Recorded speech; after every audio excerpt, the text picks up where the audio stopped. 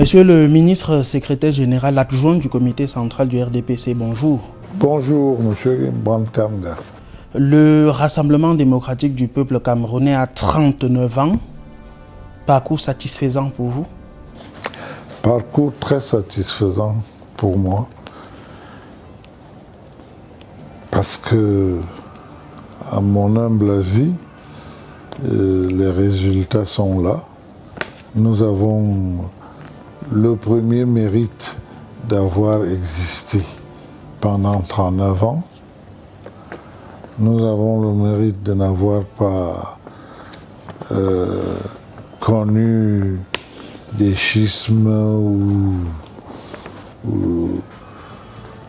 ou un parcours chaotique spécialement en interne. Nous avons progressé en termes de conquête du terrain, parce qu'un parti politique, c'est aussi cela, avoir une expansion certaine. Nous avons traversé des moments difficiles que le pays a connus. Nous sommes ressortis, pour prendre un terme connu, nous sommes ressortis la tête au-dessus de l'eau.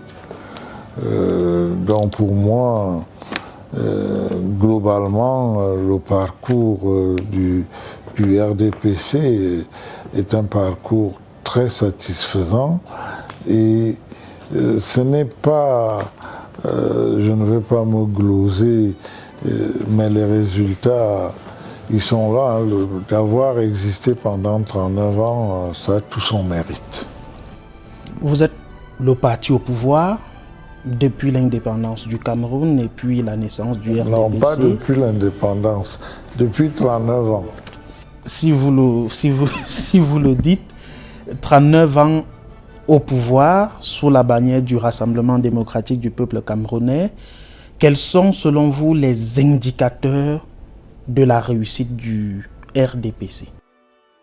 D'abord, je dois vous dire que les indicateurs de réussite, comme vous les appelez, je vais vous donner quelques points d'ancrage. Première chose, la ressource humaine. Nous avons une ressource humaine de qualité. Cette ressource humaine a le mérite d'occuper aujourd'hui quelques rouages importants du pays. Cette ressource humaine a le mérite d'animer pas mal de structures, qu'elles soient du privé ou du secteur public. C'est, je crois, notre première richesse, notre premier indicateur. Le deuxième que je pourrais dire, c'est, je ne vais pas les compter ou les énumérer, mais je vais vous en donner quelques-uns. Cette ressource humaine se retrouve pratiquement partout au Cameroun. Dans tous les coins du Cameroun aujourd'hui, vous avez la présence du RDPC.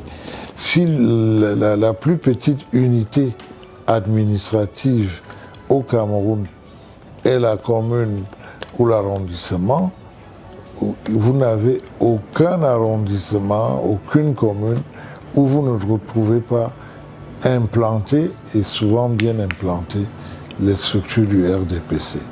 Ça me paraît donc aussi important.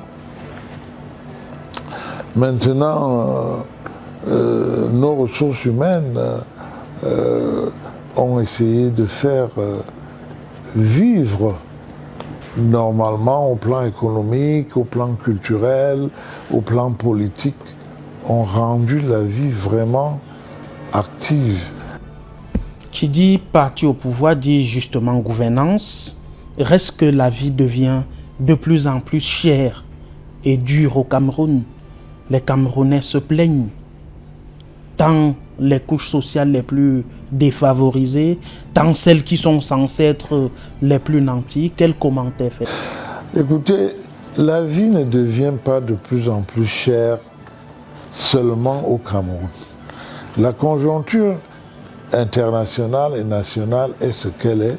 Les indicateurs économiques et financiers sont ce qu'ils sont. L'inflation est une donnée économique importante. Et vous savez, il ne faut pas seulement regarder là où vous semblez dire que ça fait mal, la vie devient de plus en plus chère.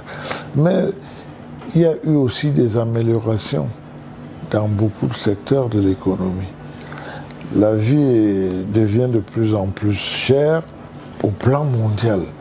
L'inflation a frappé, certains pays sont même allés à des taux d'inflation à 2 chiffres, vous le savez bien. Mais le Cameroun, à mon humble avis, a plutôt bien résisté. Et si je vous donne l'exemple des paysans, des pauvres, comme vous dites, vous savez, il y a 2 ans, le kilo de cacao, dans mon village, il se vendait à 1000 francs CFA le kilo. Mais il y a 2-3 semaines, il se vendait à 4200 francs le kilo. Donc vous avez des secteurs comme ça où on est allé à 300% des choses qui se sont améliorées, mais on ne peut pas nier le niveau d'inflation générale qu'il y a à travers le monde. Mais le Cameroun a pris un certain nombre de choix économiques. Je ne peux pas prétendre de mettre ces choix au compte du RDPC. Ce n'est pas ça que je veux dire, mais c'est quand même le président de la République qui a fait ces choix, qui est le président national du RDPC. On peut dire qu'il a fait des bons choix qui ont permis d'amortir les différents chocs. Revenons sur le champ politique, monsieur le secrétaire général adjoint. En attendant la définition d'un calendrier électoral par le président de la République, comment est-ce que le RDPC prépare les prochaines échéances électorales? D'abord, le calendrier électoral n'est pas défini par le président de la République. Il est bon que vous le sachiez, ou bien vous voulez faire semblant de dire aux téléspectateurs que c'est le président qui fixe le calendrier. Non. Le calendrier électoral est fixé par les institutions de la République. Monsieur le ministre, reste que la Constitution lui donne le pouvoir de proroger, par exemple, le mandat des parlementaires, des maires. Si la Constitution lui donne ce pouvoir, ne lui faisons pas le procès de fixer la date. Par exemple, de la présidentielle avant les législatives et municipales? Non, ne parlons pas des élections, telle élection avant telle autre. C'est vrai que il y a un cas, celui de 2025, où vous pouvez utiliser cet argument, mais ça ne veut pas dire qu'il peut le faire. La Constitution lui donne ce pouvoir. Alors, vous voulez maintenant empêcher le chef de l'État d'user des pouvoirs que lui donne la Constitution? Non, ce n'est pas normal. Si le chef de l'État a ce pouvoir, ça signifie que le législateur a pensé que ça peut être utile d'utiliser ce pouvoir. Donc, c'est à lui maintenant d'apprécier l'opportunité, le moment venu, d'utiliser les articles de ces lois. Parce qu'il peut effectivement décaler certaines élections, mais il y en a d'autres qu'il ne peut pas bouger. Donc, comment nous préparons les élections?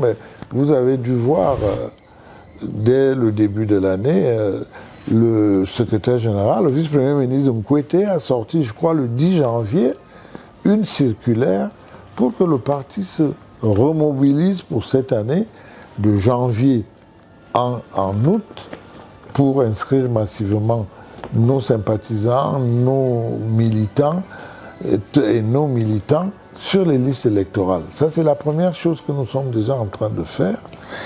Et à l'occasion de cette fête du 24 mars, le secrétaire général a encore réinsisté pour qu'on se mobilise davantage pour mieux préparer les échéances électorales pour mieux affronter l'adversité que vous sentez aujourd'hui, parce que il y a toute une panoplie de partis qui se sont créés. Il y en avait déjà plus de 250, je crois.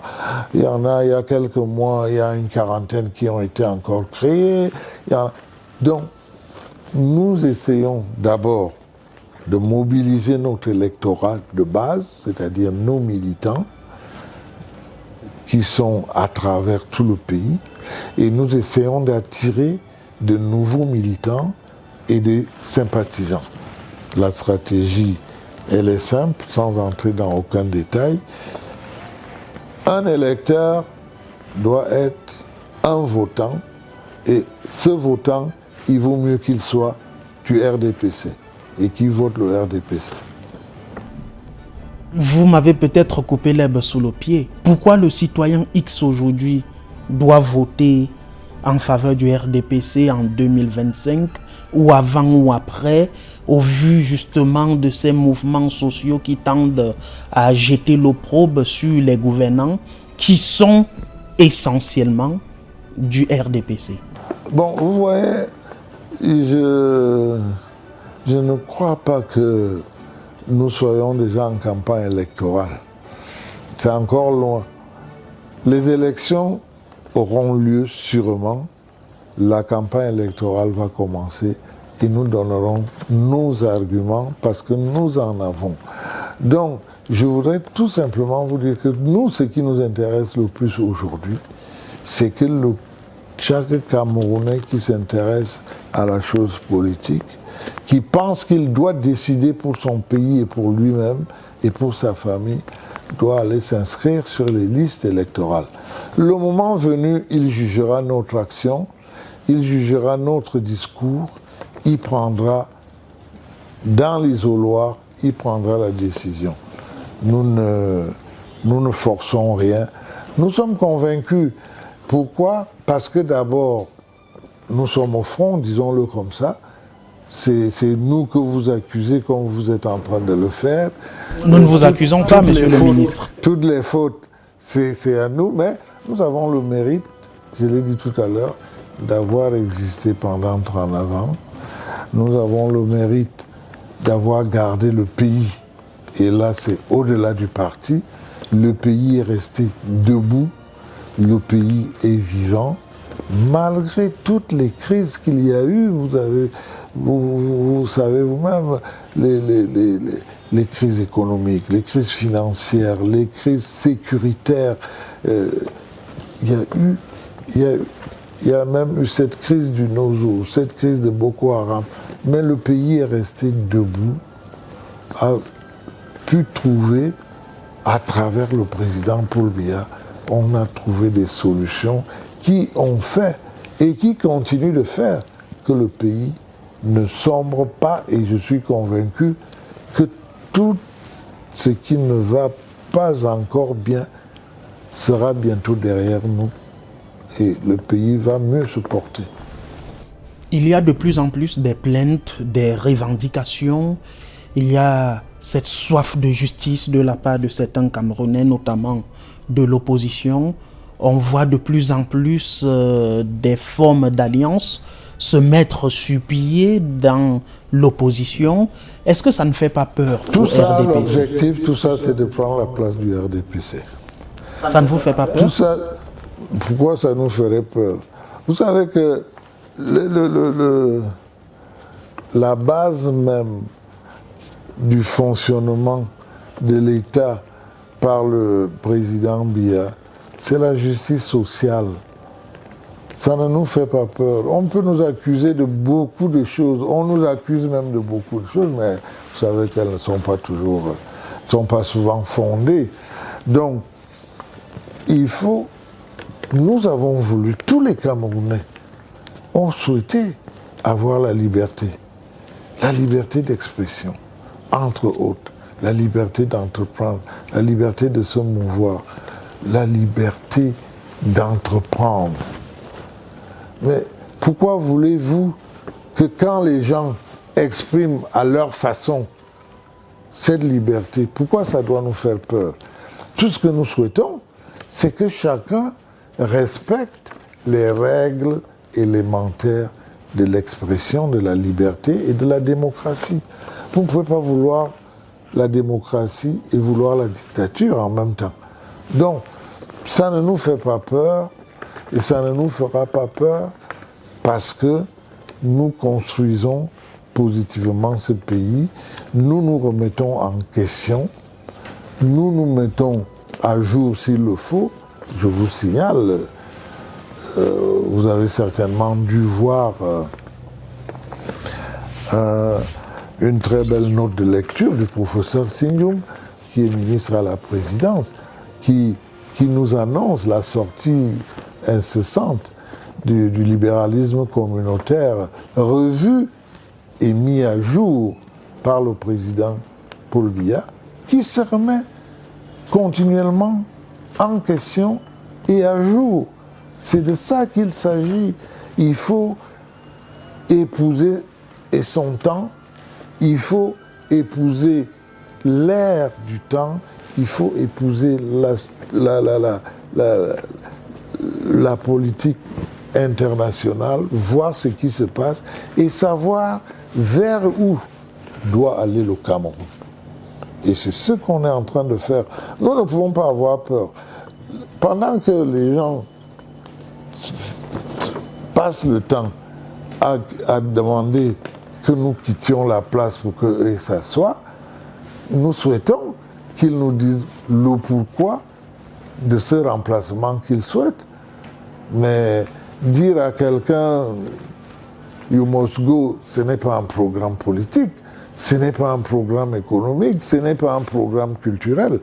C'est un vœu qui peut devenir un vœu pieux, tout simplement. Monsieur le ministre, peut-être parmi les motivations de ceux qui veulent que le RDPC quitte le pouvoir, il y a ce facteur fatigue, il y a ce facteur laxisme et vieillesse.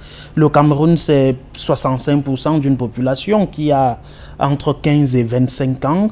Le gouvernement, les responsables d'institutions, la moyenne d'âge en 2024 aussi autour de 68 ans.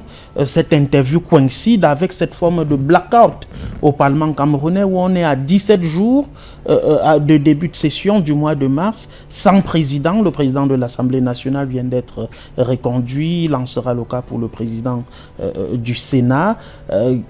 Blackout à cause du volet maladie, certes c'est naturel, mais ne sont-ils pas fatigués? N'est-il pas temps de changer les choses, y compris au sommet de l'État, avec le président qui est leur aîné en âge? Mais vous voyez bien que je viens de vous parler de la mise en question, de la mise à jour. Le président lui-même se remet en question. Le président lui-même, il observe, il prend en compte ce que souhaite le peuple.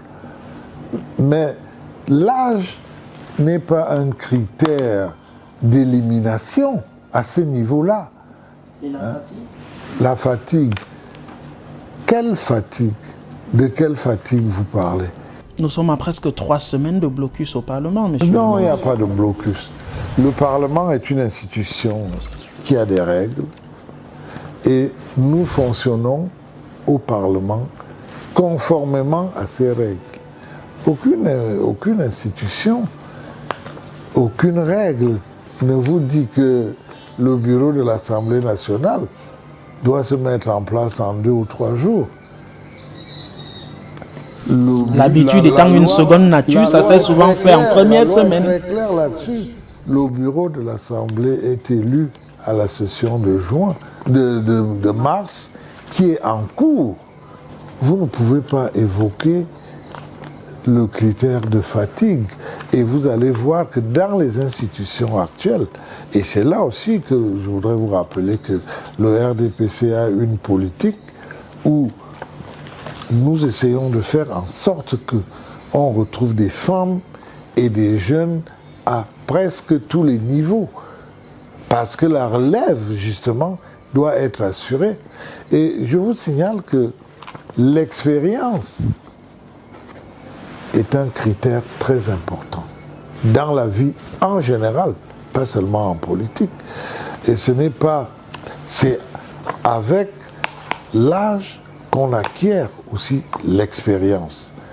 Et peut-être que ceux que nous avons battus aux élections pourraient se rappeler plus facilement du slogan du président Biya, la force de l'expérience. 71% à l'élection.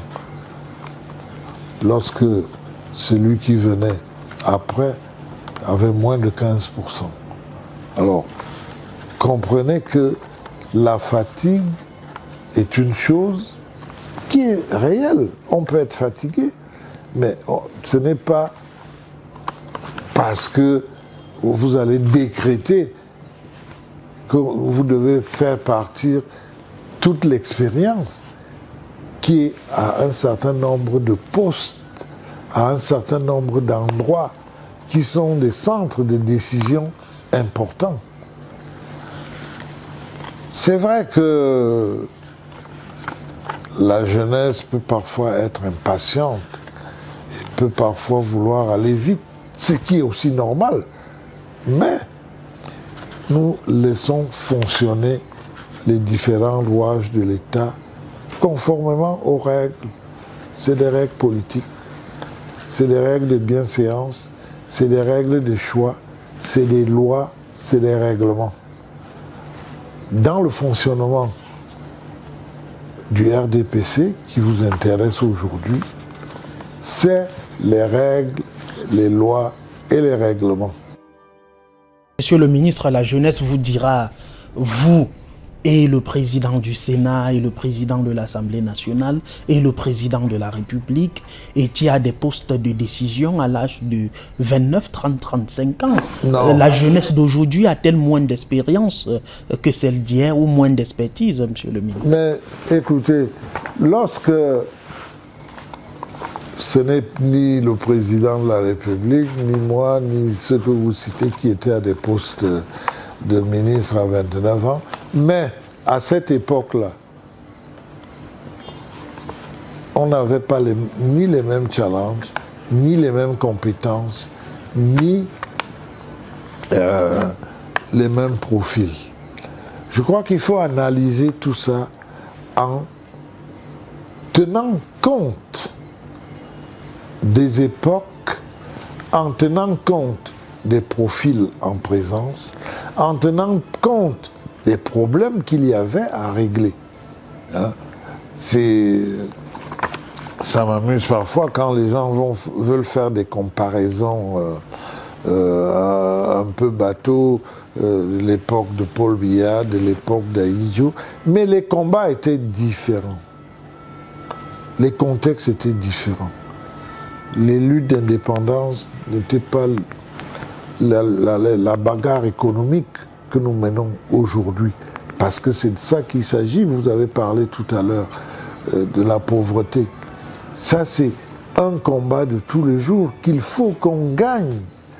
Donc, je crois que ce qui est important, c'est de constater que les jeunes aujourd'hui sont intégrés dans les cercles de décision, que les jeunes aujourd'hui sont en train d'acquérir, parfois plus facilement que nous à l'époque, l'expérience, parfois même plus vite, parce qu'ils disposent d'outils plus performants, parce qu'ils disposent de facilités plus intéressantes, et parce que de plus en plus, les jeunes vont prendre les affaires. Moi, je suis convaincu.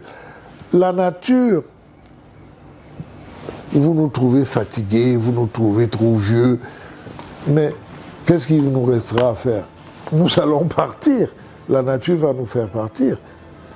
Mais nous ne partons pas parce qu'on est fatigué. On n'est pas encore fatigué, puisqu'on gère le pays.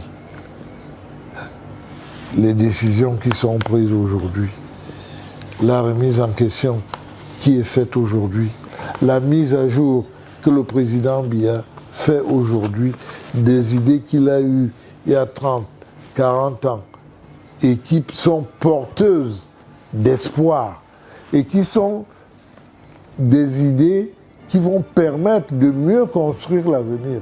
Les jeunes, avec la force qu'ils ont, vont continuer le travail. Et peut-être que vous aurez la satisfaction de ces vieux qui vont enfin partir, que nous sommes. C'est l'occasion pour nous, monsieur le secrétaire général adjoint, de vous demander à quand le prochain congrès du RDPC? Le prochain congrès du RDPC, j'ai envie de vous dire tout simplement, aura lieu prochainement, très opportunément, Ce n'est pas une date, le président national et le bureau politique vont le décider. Pourquoi? Parce que une décision a été arrêtée par le bureau politique, entérinée par le Congrès, parce que nous ne gérons pas des automates, nous gérons la vie, nous gérons les hommes et les femmes du Cameroun. Donc, il appartient au président national qu'assiste le bureau politique d'apprécier le moment pour tenir un congrès. Tous les organes du RDPC sont légaux aujourd'hui. Il n'y a pas un organe où vous allez me dire qu'il est illégal, il faut qu'on aille au congrès pour le valider. Donc, c'est un problème, c'est un faux problème que vous nous posez là. Sortons par là, monsieur le ministre. Est-ce que vous avez une idée du candidat du RDPC à la prochaine élection présidentielle? Alors, le problème de la candidature du président, du représentant du RDPC à une élection présidentielle est un problème qui est résolu, lui aussi, par nos textes. Vous savez que... Les choses peuvent être revues à un congrès. Attendez, je vais vous expliquer. Moi, j'ai souvent beaucoup d'admiration pour ceux qui ont fait les textes qui régissent le RDPC, mais aussi les textes qui régissent notre administration. Vous ne pouvez pas savoir comment ces textes sont bons, mais ils ne demandent souvent qu'à être appliqués. Parce qu'une élection présidentielle, elle peut avoir lieu à tout moment. Est-ce que vous savez ça? Mais à tout moment, les gens ne sont pas toujours prêts ou ne sont pas toujours bien préparés pour choisir un candidat. Et c'est pour ça que j'ai dit que les textes du RDPC ont été prudents en disant, à un moment donné, on choisit un président national, et aujourd'hui c'est le président Paul Biya. S'il y a une élection présidentielle, c'est le président national qui sera candidat. Donc nous, on n'a pas de problème de futur candidat. Si maintenant, le moment venu, le président Biya dit « je ne veux pas être candidat », il vous a dit ça, il a dit « le moment venu », je le dis de mémoire, je vous dirai si je peux aller au village ou si je me représente. Le ministre Sadi est revenu sur ce sujet, interviewé par un de vos collègues, il a redit ça. Le moment venu, vous serez informé qui est le candidat du RDPC.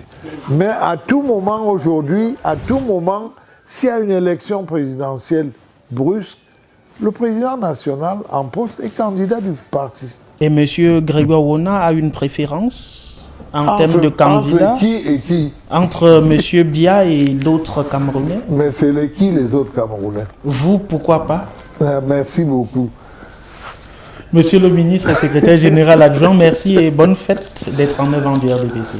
C'est moi qui vous remercie. Je suis heureux de travailler au RDPC depuis que j'y milite. Et mon ambition, c'est de voir le RDPC grandir encore plus et d'apporter encore davantage de prospérité, parce que la démocratie, elle est effective. Merci.